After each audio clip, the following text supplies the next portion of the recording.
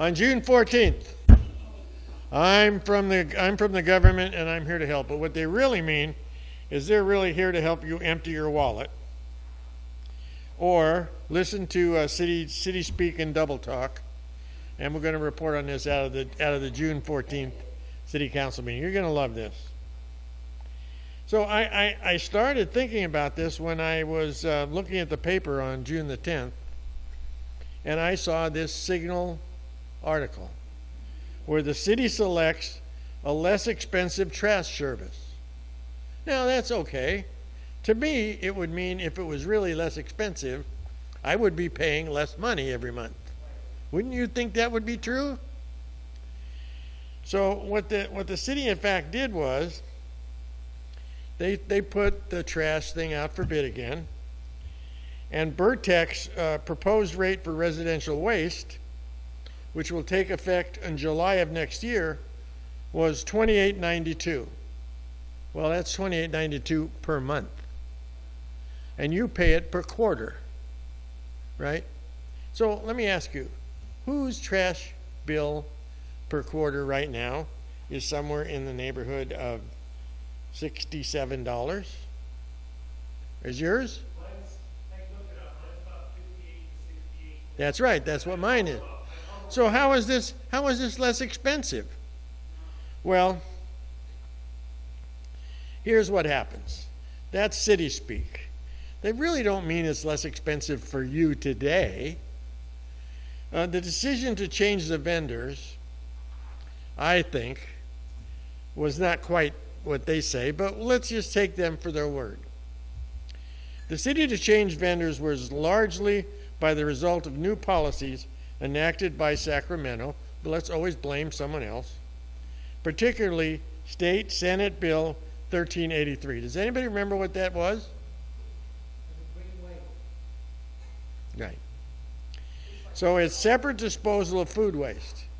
Now, what happened is, all of a sudden they put this out for bid. They added some new requirements. Okay, so the costs are going to go up. And you know what? I'm going to hate it if now I have 4 trash trucks running down my street on trash day instead of 3. I remember when I first moved out here, it was 2 trash trucks. Right now it's 3.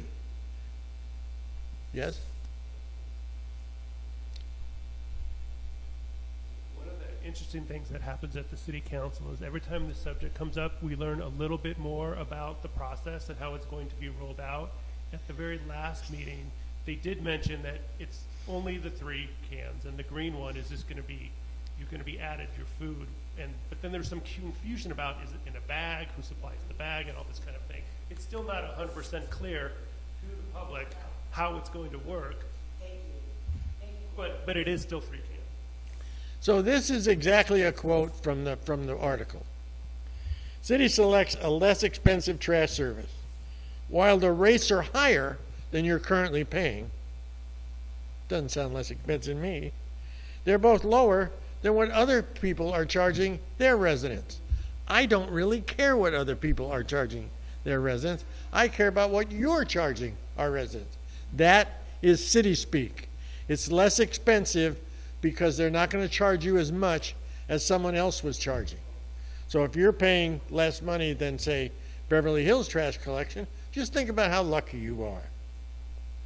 So my question is, does the staff and the Signal really expect the public not to see through this double talk? Isn't that double talk to you? And you know what? They do it all the time. So you got to be kidding. While rates are higher, they're lower than the average. Why? Because they generated new requirements which elevate the cost. So there's no cost savings at all. Plus, they need to really understand, if they're talking to business people, cost avoidance is not the same as cost savings. Right? And what Santa Clarita needs is some more creative thinking. You know, we're in an inflationary period. People are struggling, and they're coming out with new grandiose plans of how they're going to do things. Insane, right? Not really the right thing to do. And I have a strange feeling there's a little bit more to this that we don't know about. So if that was unique, I would say, well, that it is interesting. And of course, they can do that because they can do it. Now, how many questions did the city council ask about that at the last city council meeting? None. Not one. But also, agenda item 11, which we're going to get the ability to talk about at the next meeting because that was an opening of public hearing, we're going to do it again, was the annual stormwater pollution prevention fee for this current year. An ordinance of the city council of the city of Santa Clarita determining how much the annual stormwater prevention fee for the next year is going to be. Do you know that that's not true? Do you know that we also, if you look at your tax statement, you'll find that there's also a county clean beaches, clean water thing on there? That's also about stormwater. So how come, if there's some new requirements, how come it's not being taken out of that fund instead of ours? Why are we paying for this twice? You know what, when the clean beaches, clean water thing was going through, there were city municipalities that were opting out because they already had their own ordinance. I went to the council meeting, I don't know how many times they refused to listen, of course, until it happens, and then it's terrible because these people are laying all these requirements on us. So here's what's going to happen. Staff recommends, this is the staff recommendation, the stormwater fee for fiscal year, this, by the way, is right out of their staff report. So everything you're going to see from now on either came out of the staff report or out of the engineer's report that's written to support this. And by the way, when we talked about city council agendas, just go on their website, go to agendas, then you can look up and you can see any city council agenda that has occurred, either at a meeting that's going to occur within the next 3 days or one that has already occurred. Staff reports you can click on and bring them right up. Engineer reports you can click them and bring them right up. You can go verify everything I'm saying here. And no, that's why they don't accuse me of lying, because I'm taking it right from their stuff. Okay. Well, that's not really totally true, but I've got to speak to Cameron about that next time I'm in front of the council. All right, so staff recommends a stormwater fee for fiscal year be levied at $29.19 per equivalent residential unit. Typically, when I talk about these fees, I only talk about equivalent residential units because that is everything is either an ERU or a portion of an ERU in every one of these things. So you can do apples and apples that way. But they mention it, which is equal to the maximum fee allowable under the guidelines of Proposition 218. Is that true? I don't know. I'm going to tell you what the guidelines are, and then you can tell me if it's true. The recommended levy represents an adjustment of $1.80 as compared to the levy fee of $27.39 in last year. So in other words, what they did was they took the CPI and they added that increase to what you were paying last year. Fee is calculated by adding the amount equal to the consumer price index for all urban consumers for Los Angeles, Long Beach, and Anaheim for the preceding year ending December, which is 6.6%. So they took 6.6% of what you were paying and added it on top of it. Now, is that legal? Well, I'll let you know in just a minute. Because we're all talking about Proposition 218. Now, all the information out of Proposition 218 that we're going to talk about came out of their engineer's report. I didn't invent it. I didn't go to any other websites. All I did was look at what they publish. Proposition 218 is called the Right to Vote on Taxes Act. It is what establishes assessment districts. When you look at those special districts that they called them, and you look at all those different ones, every one of them is a Proposition 218 assessment district. And they have ground rules and rules that go along with them. And those rules are California constitutional law. Now, I don't know how familiar you are with the California Constitution, but it is not like the federal Constitution.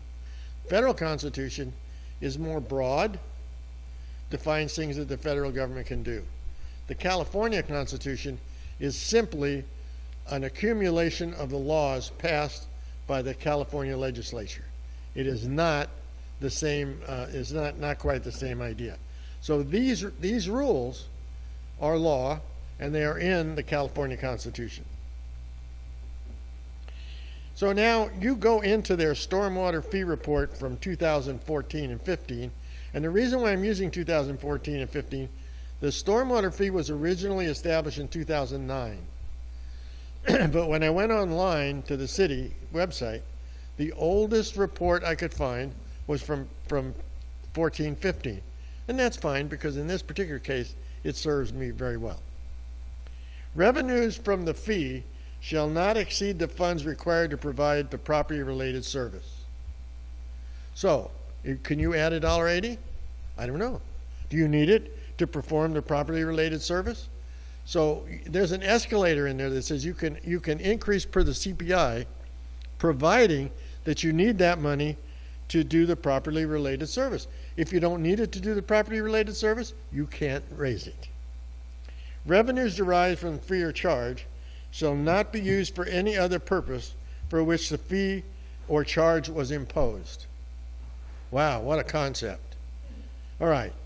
Now, I know that in the Drainage Benefit Assessment District for Shangri-La, they are using money from a different district to fund it right now, waiting for it to make up the deficit that it's had for a lot of years. So you can't add stuff. You vote on it, and it says, these are the services I'm going to provide you, and you can only charge for those services and for no more than it takes you to actually perform the task. The amount of fee or charge imposed on any parcel or person shall not exceed the proportional cost of the service attributable to the parcel. So that's where they come out with this residential unit. So in a residential unit, you pay a certain amount. If you're living in an apartment, you pay a little less amount, because proportionally it works out that way.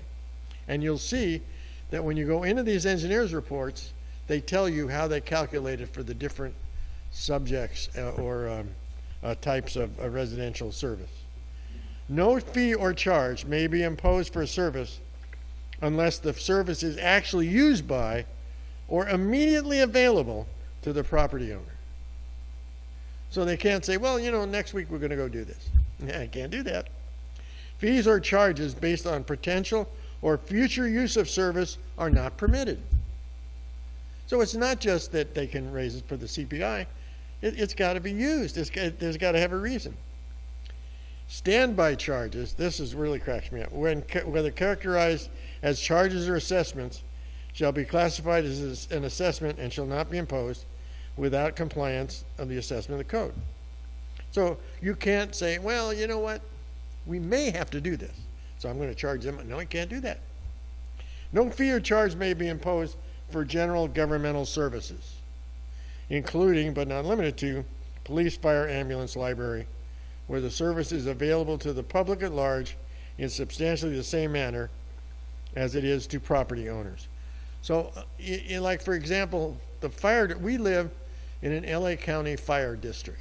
It's not a Proposition 218 district. It's a fire district. We actually live in our own little police district, but it's not a Proposition 218 district. So you can't impose a Proposition 218 district for these other activities, and they don't. That's one thing that they haven't tried yet. Okay, what services were they talking about in 2014 that we're going to pay for? Okay, so those services should be the same as what the services are they're planning this next year, because those are the services we voted on. And if they intended to add services, we should have had another vote. So they can raise the fee per the CPI to pay for these same services if the cost goes up. But if they got new services, we need a new vote, right? Okay. So what they were going to do is administration and oversight of the requirements of that's the NPDES permit is the stormwater permit. So they can administer it and they can look at it and think about it. They can also prepare ordinances and resolutions designed to retain in compliance with the rules and regulations of the permit. Doesn't say that they can enact them, just that they can prepare the ordinances. Somehow you got to figure out how you're going to pay for them, but that's not this. Respond to and investigate incidents. Okay, go ahead. Respond to and investigate. Inspect facilities. Now there are facilities and pieces of equipment that they are funding, and they need to inspect it and ensure that it's really still there and it's working. They can clean and provide maintenance of catch basins and flow line. This is part of what you're paying for in the stormwater fees. Installation, maintenance of water devices required to keep pollutants out of the storm drain. You see those. When you go down the road, look at the storm drains and you'll see things that are out there to do just this, to prevent things from getting in the storm drains that are not. You want to discourage illegal dumping or discharge of pollutants. Okay. Provide for street sweeping. And they do. That was the main thing they always talked about, was in their stormwater fee, was street sweeping to clean it up so that those things don't get into the storm drain. And I think right in the winter time, or what is summertime or winter, one of the groups, they run the sweet sweepers once a month, and then I think it's in the summertime it's twice a month? I don't remember. The other way around? Once a week in the winter? Okay, that's it. Augment public education, so they can teach you all about things that you need to know. Develop programs to promote, publicize, and facilitate public reporting of illicit discharges. So, okay, you can develop programs and do that. Encourage the proper disposal of household hazardous waste. Those are the 11 things, those are the 11 things that were supposedly voted on and what you're paying for in your stormwater fee. And nothing else should be included. Now, 2023, when they propose this increase, every year they also generate an engineer's report. The engineer's report will now tell you what they're planning to do in 2023. And so I went into this same section, and said, what services are you planning to do? That's logical, isn't it? Oh, logical guy I am. So the first thing was administration and oversight. We saw that in the last one. Prepare ordinances and resolutions. Yeah, we saw that. Provide street sweeping. Yeah. Notice that these are in a different order. I don't think there's any other reason why they're in different order, just to confuse you a little bit. Respond to investigate incidents of sewage spills. Yeah, that was in the other one. Inspect industrial and commercial facilities for proper handling. Maybe. Regular clean and provide maintenance of catch basins. Yeah, that was there. Design, installation, maintenance of water quality devices required to keep pollutants out of the storm drain. Yep. Discourage illegal dumping. Yep. Augment public education to make sure that you know what's going on. Oh, okay. Develop programs to prevent illicit discharges. Encouraging proper disposal of household hazardous waste. And then, water quality monitoring required in the Santa Clara River and storm drain outfalls. Did you see that in the other one? I didn't. Capital costs required to installing, and by the way, I cut and pasted this, so the English is terrible, but it's theirs. Capital costs related to installing full capture trash treatment devices. That's not in the other one. Discourage the improper disposal. Okay. Install and maintain large-scale filtration systems and small green street systems designed to capture stormwater and urban runoff. No, that's not in the other one. So they went from having 11 items to having 15 items. And if you'll notice, there is things in here you didn't vote on. Now, why didn't our city council members ask those questions? Could it be they forgot what they voted on before? Maybe they didn't know, you know? Maybe they didn't research. Maybe they didn't read that packet. Yeah. So this is in the staff report. This would have alerted me in the staff report, even if I didn't know what happened. This would have alerted me in the staff report. Renewal of the NPDES permit in 2001 required an evaluation of all water quality monitoring data. So you should have had another vote. As a result, the Enhanced Watershed Management Plan and Coordinated Integrated Management Plan, the revised plans are currently under review by the regional board and are anticipated to be approved the end of 2022. Now, there's a lot of concepts in here that they violated. One is it's not approved yet, so they don't really know if they're going to do it. So it's in the future. Now, didn't it just say that they can't raise? Never mind. The revised plans are, okay, if the updated enhanced water management plan is approved, the city will be responsible for development of projects and programs that could result in 215 acre-feet of stormwater infiltration with a current capacity from existing projects of approximately 45 acre-feet. Everybody know what an acre-foot of water is? I'm surprised.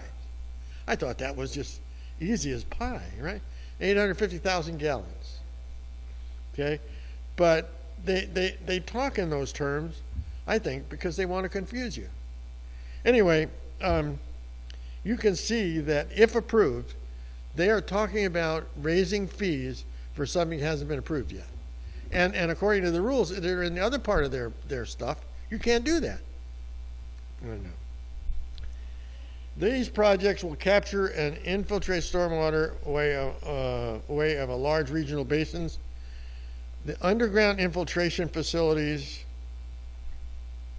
currently costs are estimated at $500,000 to $1 million per acre foot of capacity for infiltration basins.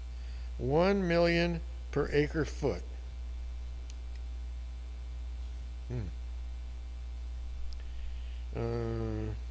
215 acre feet, 215 million? And they're going to put this in the stormwater fee? Let me tell you what, this might become a responsibility of the city, but it's not a responsibility of the stormwater district unless we vote it in. Now, how do they do that all the time? I'll tell you what they do. I'll give you the answer. I know what the answer is going to be. The answer is going to say, well, you know, in Proposition 218, that's one of the things we're allowed to charge for. Well, that's absolutely true, but only providing that you told us you were going to do it at the time we voted. You don't get to add things in afterwards because Proposition 218 said you can add it in in the beginning. It's crazy. Okay. I don't know how this new project got a stormwater assessment district. There's no Proposition 218 community vote. No questions were asked by our city council members. Probably didn't know what the hell was going on. And remember, you're also paying for the clean beaches, clean water. Why isn't it that stormwater district that's going to pay for it? I don't know. It's crazy. This is not the kind of, this is the kind of thing where they're telling us the rules and then they're telling us they're going to break them. It's not a good deal at all. So, if that wasn't bad enough, do you know there was a whole group of fees that they were adjusting? I keep settling on landscaping and lighting because I know the most about it. Because the city, at one point in time, with medians, remember the medians out there? Okay. So, one of the things that they did with medians, this was a Ken Pulskamp idea, was at one point in time, the medians were in a whole bunch of separate districts.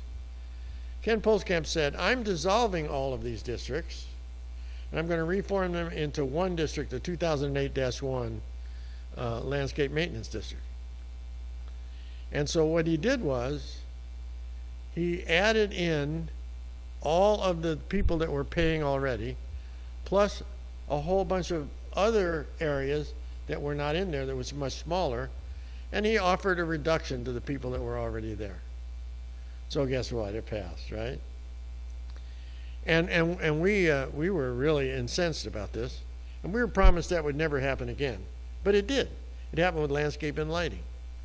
So it was just a few years ago, and by the way, I still have all that stuff. This is one of the few things I saved all the paper on, where they turned around and they said, you know what? Because of the way lighting is paid for, you have any idea of why it's done that way? There's a Zone A and a Zone B. Do you understand that we actually had street lights before the city was a city? It's not something that the city came up with, right?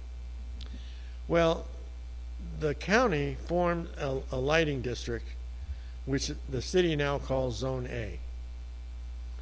And they came out with a fee, and they took that fee, and in those days when we voted on it, they did not really have the concept of putting a cost escalator in the district. So in order to raise the amount that the district was charging, they would have had to go to another vote. The county decided instead of doing that, they would fund the delta between what it used to cost to what it now costs at a property tax. To me, I don't care because I'm paying both of them, right? Well, then the city became a city, and the county says, hey, if you're going to put in a whole bunch of new stuff, we're not going to subsidize you anymore. You got to pay for your own stuff. So that's Zone B. And so currently today, Zone A pays $12.38 a year, and Zone B pays $86 a year. And the main reason is because the county was also contributing $2.6 million a year to make up the difference. So they're saying the city, right now, this is Kevin Tenoyan, the city has 61 financially independent LMZ zones.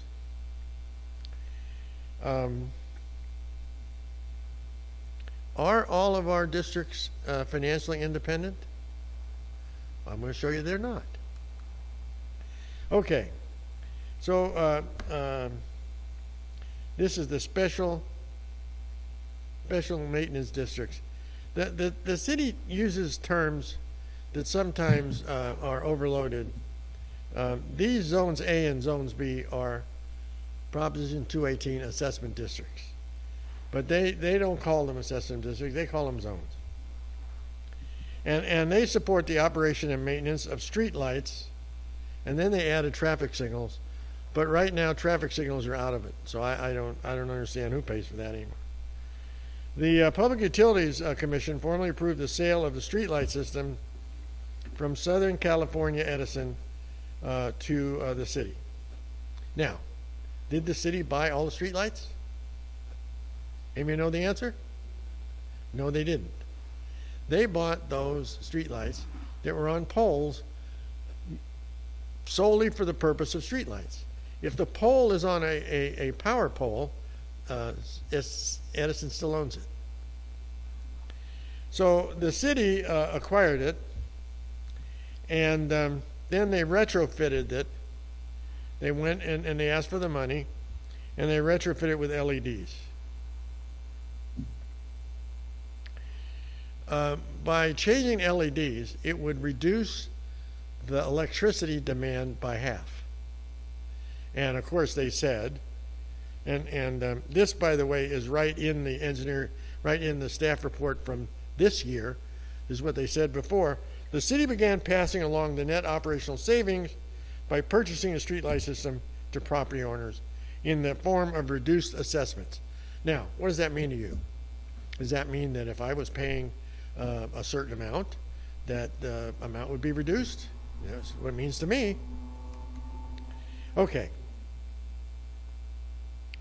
So the Zone A pays the annual fixed assessment rate of $12.38, and they wanted to combine that in Zone B, but they got caught, and they eliminated the proposal, and I'll show you how they got caught, because I still have all that stuff. They were going to do this from a standpoint of combining A and B at the same time that they were also combining certain landscape maintenance districts. And what they did was they sent out to people in Zone A something that said, oh, we're going to save you a lot of money. We're going to raise your rates to 80 to whatever. And they sent out something, other people, and said, we're going to reduce how much you're paying. Well, one of the places they sent it out to was one of Fair Oaks. The problem was that in Fair Oaks, they had overcharged them to a point where they were millions in the hole, and they weren't charging them anything until they caught up. And so now they're saying, oh, we're going to reduce your fee to this. They said, what the hell are you talking about? I don't pay any money at all. And they start sending me their notices. Well, they went to the city and said, you guys are crazy. Well, here again, what this is a discussion of is, what could I charge you? What will I charge you? Right? So Zone B can pay an annual assessment rate that can be adjusted each year by the changing CPI. You saw that in the last thing. And the current maximum assessment rate is $88.12 per year. But they really don't charge that because they can't. But you'll see that it could be even lower if they were honest. Zone A rate will remain at $12.38. Zone B could be adjusted to $93.91, but the staff, in their benevolence, recommends that the holding rate only be at $66, $27.91 less than the maximum allowable assessment. Now, have they saved you a dime? No. Sure, they could charge you $93.91, providing it costs $93.91 per person to maintain Zone B. And they brag about it. Well, this is the fourth consecutive year where we've less elected the maximum rate. Look how wonderful we are. But you can only charge it if it's in the cost. Now, while the maximum streetlight assessment district for parcels located in SES B is could be adjusted to 93, they can't do it because they're not spending that much money. Zone A cannot be increased without a vote of the people, and the county was contributing $2.6 million. So if you go back 3 years in those engineers' reports, because they're all there, you'll see on the page, and last month I showed it to everybody, the page that defines what things cost will show you that the county was putting in $2.6 million. And last year, it disappeared. Where'd it go? Well, the cost of running things last year actually got cut in half. So now they're taking the Zone B assessment and the Zone A assessment, combining them together and paying for that half, which means Zone B is paying for Zone A. That's not financially independent.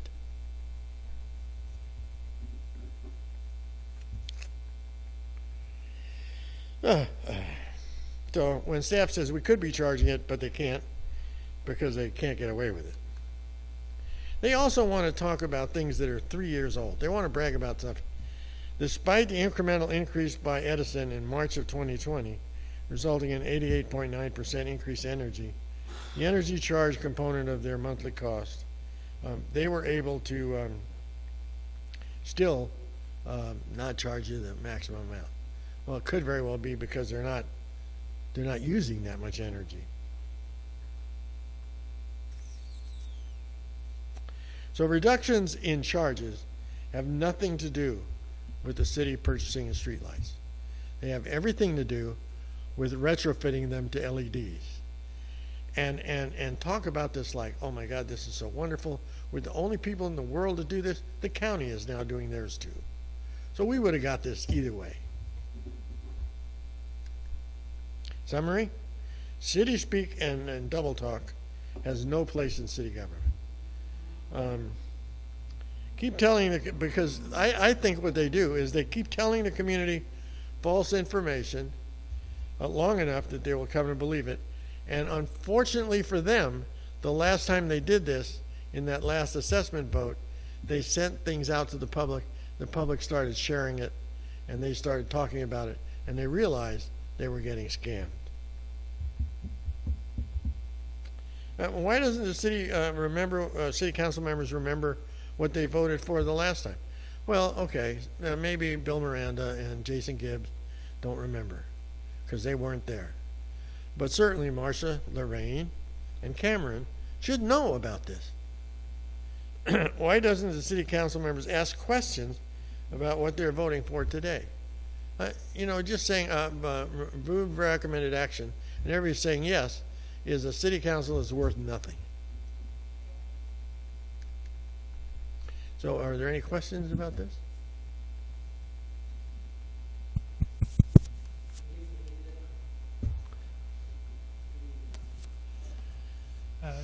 Two questions, pretty straightforward. The 11 items that we are supposed to be paying for, the minimum, do those ever get broken out as to how much we spend on each of those items on an annual basis? So the city can just say whatever they want as to where our money went for those 11. If you go into the engineer's reports, just like if you go into the city budgets, you'll see the level that they report.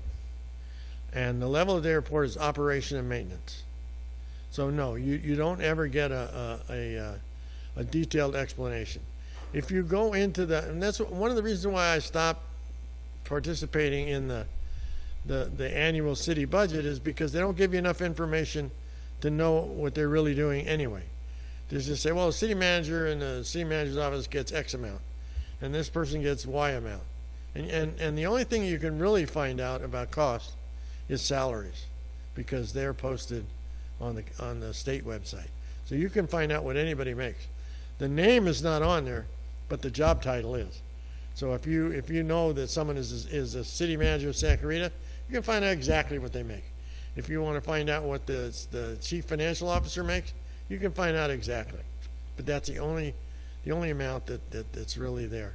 The other part about this is that, and I think they do this intentionally. I worked in aerospace for 40 years, and then I went to JPL. And when I was in aerospace, even though we didn't punch a time clock, we did cost accounting. We said, okay, this week I spent 14 hours doing this week I spent, and it might not have been totally accurate, but it gave you a good idea to where the money is actually going. But they don't do that here in the city. The only people that they actually have any cost accounting for are hourly employees, because they have to. But if you want to talk about, Kevin Tenoyan, you're the manager of special districts, how much do you spend on each district? He can't tell you. That was going to be my follow-up. So is there any way to know which districts are paying, how much, if everybody's paying into this fund that's supposed to cover 11 items, is there any way to know which districts are paying more or less? In some respects, yes. Now, only because they said it, they wrote it down. Zone A and Zone B are paying different amounts, and they were paying different amounts by design. Huh? Oh, yeah. We can go back into the engineers' reports. You're talking about stormwater? Right. The 11 items that we voted in to allow. Oh, how much for each one? No. No. But and another place we could go find out they're not independent is if you go into Drainage Benefit Assessment District and look up the Shangri-La District, and then look at the Landscape Maintenance District, which encompasses the same area. You'll see that the engineer's report shows them moving the cost of pumping from the Drainage Benefit Assessment District to the Landscape Maintenance District, which nobody ever voted on. Okay? Yes, ma'am. So on stormwater, we're in a drought. We have been in a drought, and you made the point that they can't charge for it unless they actually provide the services. So does this prolonged drought essentially mean that they have less stormwater management? And then the second part of that question is, now the county maintains and cleans the sewer system. Yes. Does the county maintain the stormwater system? Not really the city? Not within, actually, not within a municipality. The municipality maintains its own sewer system. The concept is, this is the concept they tell you, is that they want to put as much stormwater back into the Santa Clara River to get to seep into the ground to replenish the aquifers. Whether it works or not, I don't know. But that's the concept. And they're saying if that water is going to be going back into the aquifers, they want it as clean as possible before it goes in. In some respects, that makes sense. You don't want it to have big chunks of trash in the river. I agree with that. But in other respects, like, for example, the water they're pumping out from underneath Shangri-La, they had disturbed an underground spring. It was threatening the integrity of the hill. It also was causing water to come up through the foundation of the library. They started pumping water out of it. So they pumped it out of the ground, and they were putting it in the river. And the unelected regional water quality board said, no, water's not good enough quality. Wait a minute, I took it out of the ground, I'm going to put it in the ground, and it's not good enough quality. So what they do is they put it in the sewer system so that it gets treated. Now, if you do that with your stormwater, you get a fine. So you can't put your rain gutters in the sewer system because it's illegal.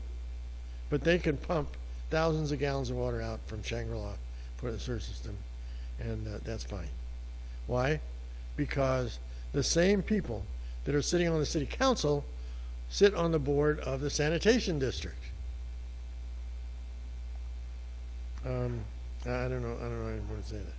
So that's the concept, and that's the rationale. And in reality, sure, if it's stormwater and you got a lot of it and it's coming down, yeah, it probably is a good idea to put it, let it soak into the ground. I don't have a problem with that.